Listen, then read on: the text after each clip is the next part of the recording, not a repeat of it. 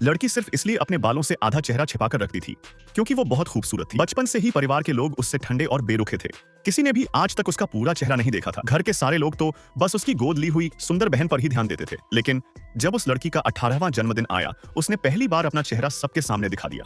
ये क्या, उसने चेहरा दिखा दिया, उसकी तो पूरी शख्सियत ही बदल गई है। मेरी प्यारी बेटी तो अप्सरा जैसी लग रही है। पर इस अंधी और बेखबर परिवार को यह नहीं पता था कि अब उनके सामने जो खड़ी है वो उनकी असली बेटी नहीं रही। असल में इस शरीर के भीतर अब प्राचीन काल की शेन यिन झेन झुन नाम की आत्मा थी, वही जिसे कभी राजाओं ने भी आदेश मानने की शपथ ली थी। एक दिन जब वह युद्ध भूमि में राजाओं की आत्माओं को मुक्ति दे रही थी, तब उसका आध्यात्मिक बंधन टूट गया और वह विक्षिप्त होकर मृत्यु को प्राप्त हुई। जब उसने दोबारा आंखें खोली तो पाया कि वह हजारों साल बाद एक नीलामी की वस्तु बनकर कांच के शोकेस में बंद है। वह अपनी बची खुची शक्ति से समय को तोड़कर वापस अपने युग में लौटना चाहती थी, पर उसकी शक्ति बहुत कम थी।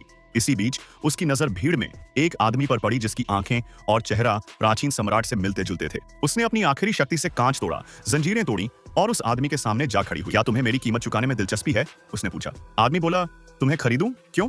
मैं तुम्हें सिर्फ एक मौका दे रही हूँ। आदमी का सहायक कुछ कहने ही वाला था कि आदमी ने तुरंत हामी भर दी। सहायक हैरान रह गया। सर, इंसान को कैसे खरीद सकते हैं? पर बॉस ने बस इतना कहा, जैसा उसने कहा वैसा करो। 10 मिनट बाद जब सहायक लड़की की फाइल लेकर आया तो उन्हें पता चला कि वह असल में इस परिवार की असली खोई हुई बेटी है, जिसे 1 साल पहले ही ढूंढकर घर लाया गया था। पर वह डरपोक और हीन भावना से भरी लड़की मानी जाती थी, जिससे कोई प्यार नहीं करता था। मुझे घर छोड़ दो, उसने कहा। सहायक बोला, ये तो कोई साधारण लड़की नहीं है, ये तो चुड़ैल जैसी लगती है। आदमी ने कहा, अगर जाना है तो खुद चली जाओ।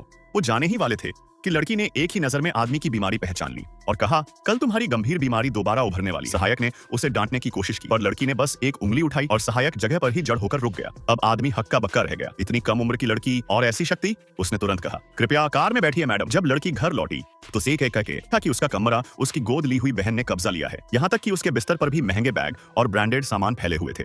वह नौकरानी को उन्हें बाहर फेंकने का आदेश देने ही वाली थी कि गोद ली हुई बहन गुस्से में कमरे में आ धमकी। लेकिन जैसे ही उसने लड़की की आंखों में देखा, वह डर के मारे बोल ही नहीं पाई। आवाज सुनकर मां भी आ गई और उस चालाक गोद ली हुई बहन ने तुरंत मां के सामने मासूम बनने का नाटक शुरू कर दिया।